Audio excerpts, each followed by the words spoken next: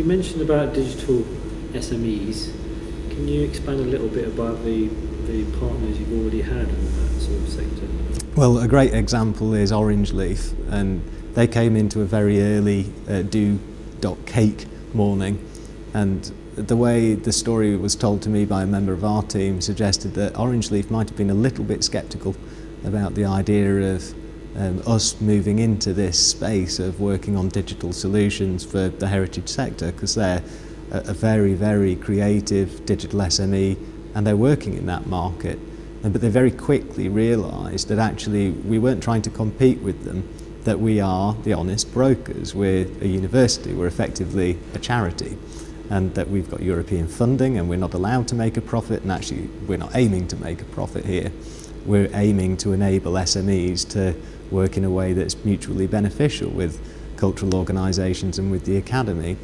Orange Leaf entered into discourse with our team about some of the multi-user, multi-touch solutions that we've developed, the kind of thing you can see on this screen behind me, and they had access to our code, and they've ended up developing a really interesting multi-user, multi-touch solution, which means that a user can bring up a keyboard on the screen and they can type in a word, and it draws content out of content management systems from a whole range of archives and libraries. So it's adding functionality to the kind of code we developed, taking it further, and they're now working in collaboration with the Keep, which is a major new archive down in Brighton. So I think that's a really good example of an SME finding real value in working with our team and developing the kinds of content that's needed by the market, and then actually taking it all the way through to market. In a previous conversation you talked about where you're doing 3D analysis. What took you down the stereoscopic route?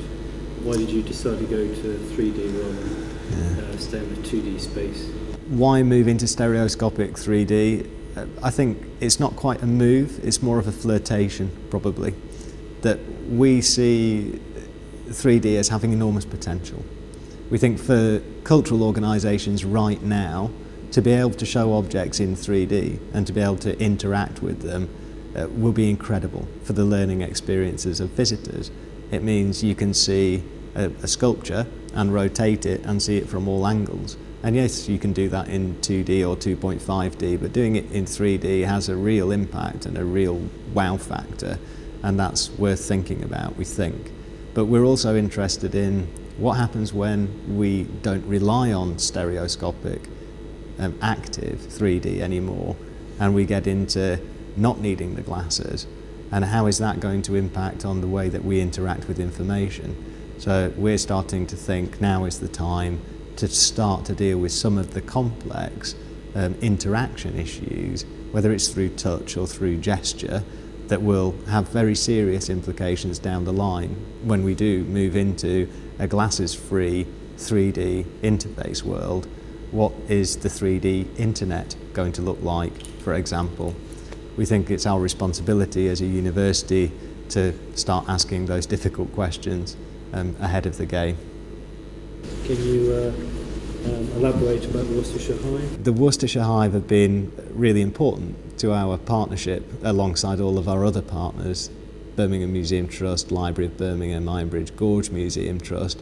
The Hive have been very significant because they were the first partner we developed a multi-touch, multi-user solution for, and that solution has just been nominated for a Museums and Heritage Award for innovation, and we were really delighted to be shortlisted, although sadly we lost to Tate.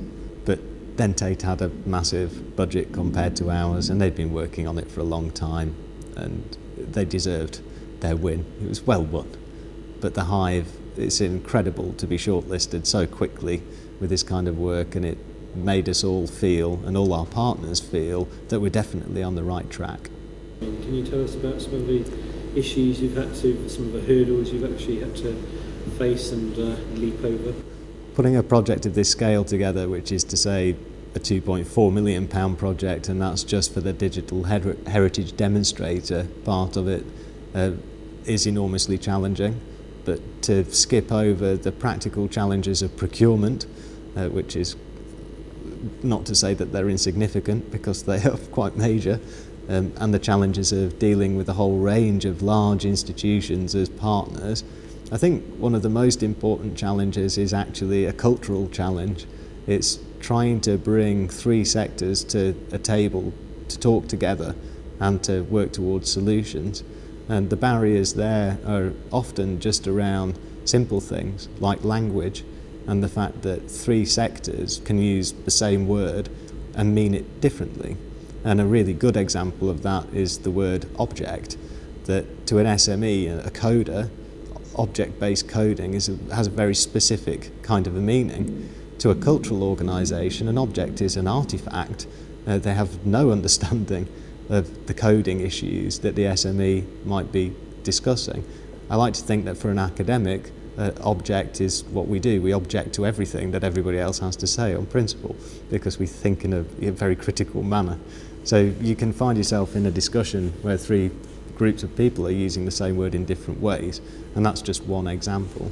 So one of the crucial challenges has been and remains to find a shared vocabulary, but also in doing that to find a shared understanding of the different kinds of operational parameters that each of the partners operates within. If you're an SME, you can't really afford to sit in a meeting that lasts all day without having a very clear outcome. It's costing your business money, and you have a very particular approach to solving a problem.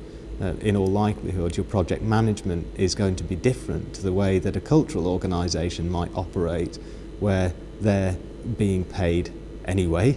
And this is not to say that our cultural colleagues don't work extremely hard, because they do, but they're not operating in the same kind of focused commercial manner that the businesses have to, and the same applies to the academic partners.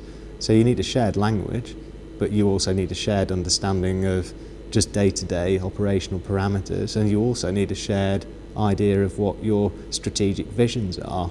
So what are you ultimately trying to get out of this collaboration? Where is it leading, and where might it lead next?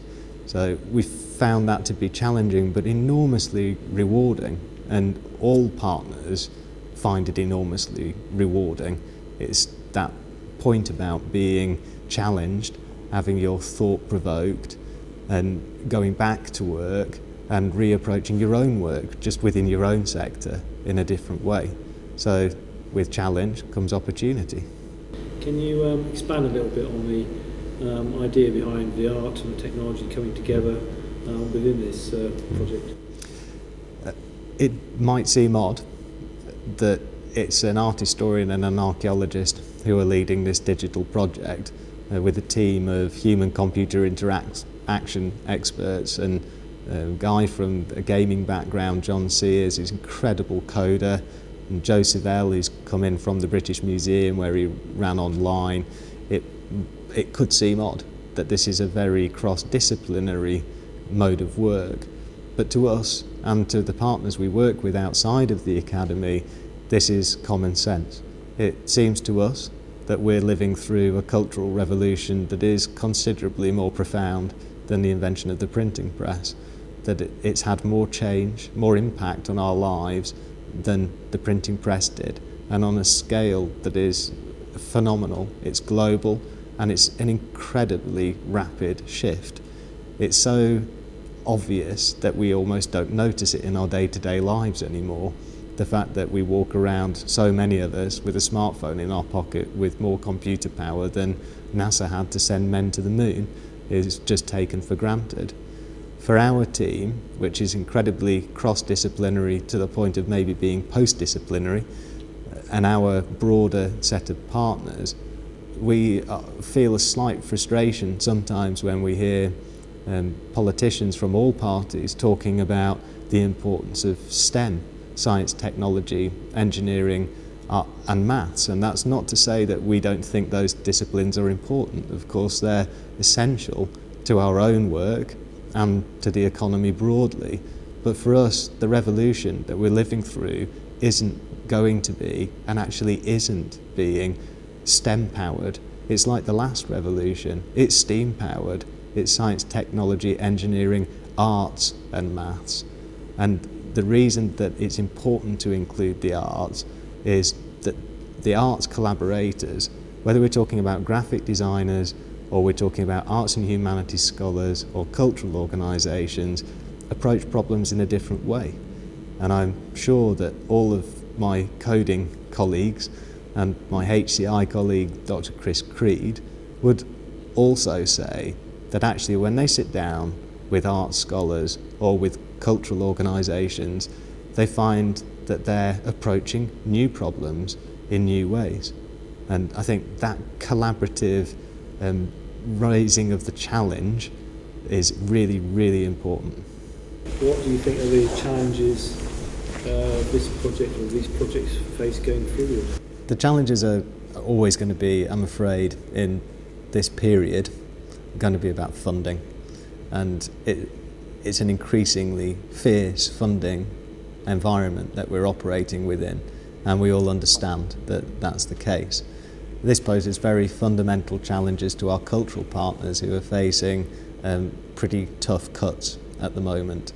Now, for them, they do understand that we need to innovate our way through this part of the economic cycle, and it's heartening to watch them step up and engage with other sectors and look for ways to do more with less resource. But we also face these challenges within the academy, and although our university is in a financially pretty sound position, we nevertheless are relying on further income from research bodies, whether it's the European Union or the Research Councils or Arts Council England or Nesta. This is a challenging time. Their budgets are being cut, and that makes competition even fiercer for us. So trying to bed down a project like this, which is incredibly innovative and incredibly ambitious, is going to be difficult in the long run. On the other hand, we think that we're very good, and like our partners, we're happy to compete and rely on excellence. And we are heartened by the fact that many of the funding agencies do understand that actually collaborative research and collaboration per se has to be at the heart of their vision for the future, and we feel that we're well situated to engage with their funding streams, which are increasingly being orientated towards doing collaborative research. The SMEs also face similar challenges, only in this case it's not to do with direct government cuts to funding, it's to do with a very precarious cycle which is a broad economic cycle globally. They too are happy to compete and to compete based on excellence. So the core challenge is, where's the money?